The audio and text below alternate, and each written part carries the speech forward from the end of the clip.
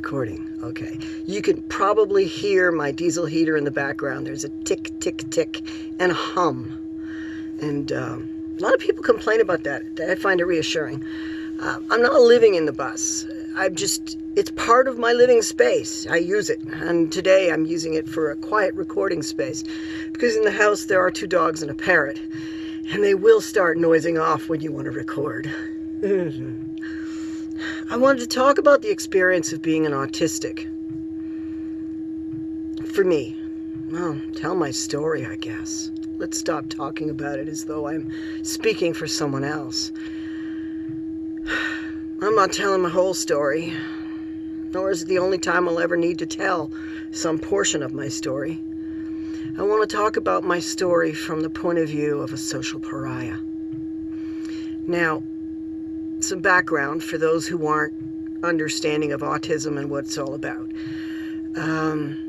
As I understand it, the primary factor in autism is that I lack the hardwired ability to learn social cues. So, as we mature as human beings from babyhood, we learn to walk, we learn to talk, we learn to put inflection in our voice, we learn stuff. And among those things that we learn, the languages that we learn body language. This is one of my felt curtains. That's all that is. Don't worry about it. So we learn how to read social cues. We learn that if someone looks away, it means this. If someone looks straight ahead, it means that. I've had to try and book learn these things. And even though I did a lot of book learning to learn, that when a person looks in this direction, they're thinking. And when a person looks in that direction, they're remembering. And you know what I mean? And yet, I don't perceive them nonetheless. Although I have studied them, although I have tried to learn them, when socially interacting with people, it's all cerebral. I can't perceive what I'm saying. I can't perceive my inflection. I can't perceive anyone else's responses. I'm blind, literally, utterly blind. And I could even come back after the fact, and believe me, it's caused me hours of agony. That is the reason I've quit even trying anymore.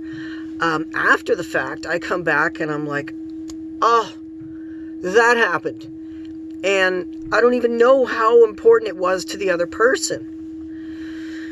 So that's social blindness. That's my autism. As a consequence of this, in normal people, it's such a natural, instinctive, automatic thing that it doesn't occur to them that it's possible for a person not to.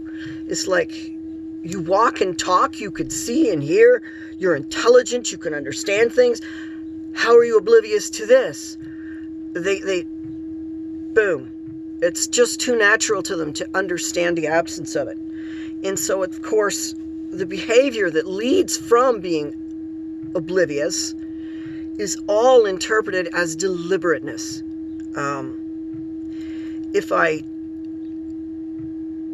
I'll give you an actual example. I've been trying for years to find ways to say something nice to people, to compliment people, to make them feel good, to be nice to people. That's always been the goal.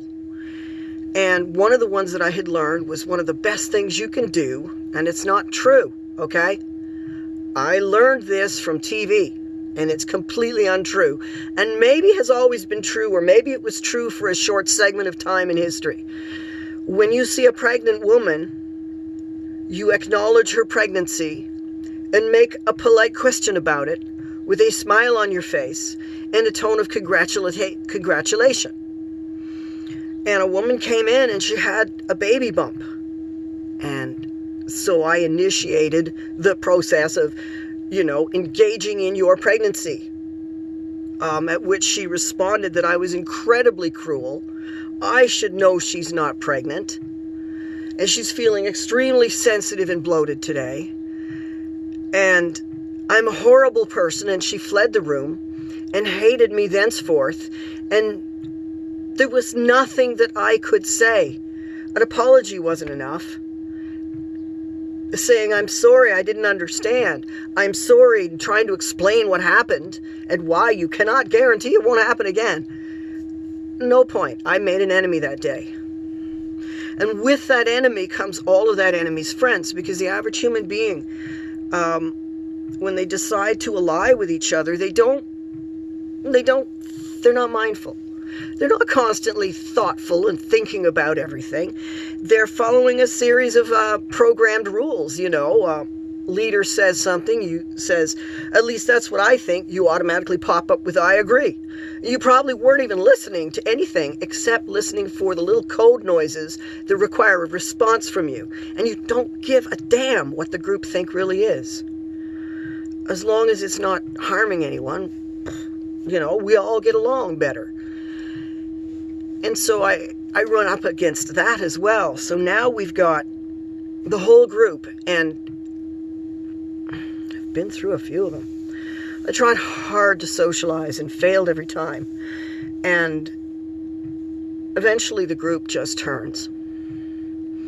So in a social situation, this means that a person with autism or a social pariah, me, finds themselves just wanting to be left alone. Just leave me alone, okay? And everyone else is like, you know what? That's okay by us. If you're okay on your own, we're going to leave you alone. And I'm like, well, I don't know if I'm going to be okay on my own, but I sure the heck can't handle this. And so off on my own I go, but it doesn't work out. Because the bullies don't leave you alone. The bullies seek you out for abuse. Because you're vulnerable, because there's nobody on your side. There's just one of you and however many of them. And bullies are relentless people. And you're already a vulnerable person emotionally, because CPTSD makes you vulnerable. And having a lifetime of rejection causes, and bullying and abuse, because this starts in youth, it causes CPTSD, which makes a person vulnerable and emotionally reactive. And I've learned to think behind the emotional responses. I can be weeping like right now, and my brain is still doing its thing. I haven't been reduced to a savage or anything. But nonetheless, this makes you more vulnerable to the bullies and more satisfying as well. You're much more worth their time if they can make you cry. Regardless of what it does or doesn't mean to you, the fact of tears is all the bullies really need. It gives them their, whatever the heck it is they're getting. And so you go back to the society that said, fine, then we'll leave you alone, and say, hey, little help here. I'm getting abused. And they say, well, that's what happens when you reject us all. You should have known better. You should have gone along with the flow. You should have tried harder to fit in. People don't like you because you don't fit in. You're not going with the flow. You're not conforming. You're not being like us. And so this is your consequence. You deserve it. It's your punishment. We're not going to help you. Sometimes we might even join in, if we have that in our nature, just a little. And so you go from group to group and neighborhood to neighborhood, and you just chase a dream of being alone. I do. I imagine myself in this bus in a lonely, wind-swept or not, sunny or not, I don't know, just some isolated place where it's quiet and no one can knock on my door for a while. There's just, if anyone's going to be coming, I'll hear their tires. I'll hear car tires on a gravel road. Or what, I'm just quoting a Lucinda Williams song title. I'll hear the vehicle coming long before anyone can pester me, giving me time to pack up and move, or not, whatever, I also picture it taking me to some places where there's people, but because it's a short-term acquaintanceship, those deeper levels of resentment don't get a chance to build. People don't start thinking, well, by now you should have figured it out, because by then you separate. Plus, I got a sneaking suspicion that there might be a lot more folks like me in that nomad community, and that they're there for the same reasons I want to be there. CPTSD and various neurological variations.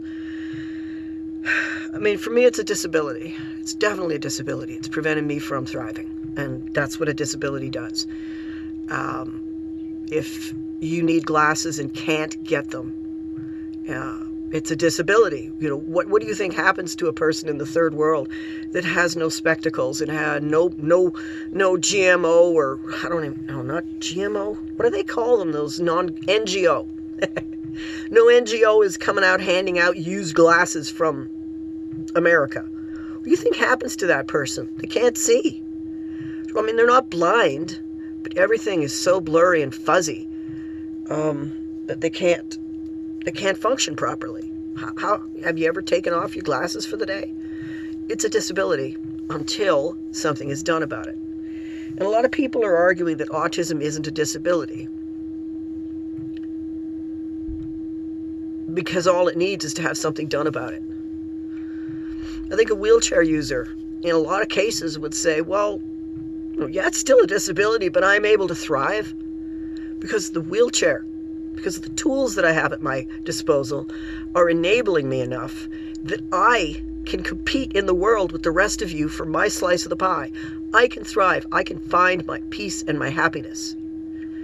And for autism, no such tools exist. Well, we keep calling for tolerance, but I am old enough to know there's an asshole born every minute to go along with the sucker born every minute. And it isn't about tolerance with those people.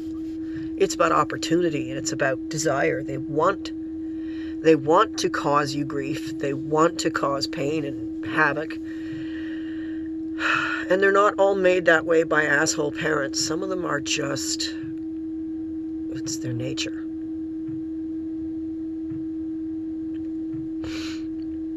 That's a different rant for a different day.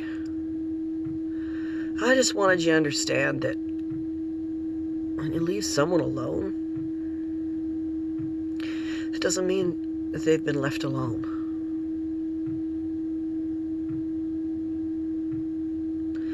And when someone doesn't fit in, doesn't mean they don't want to.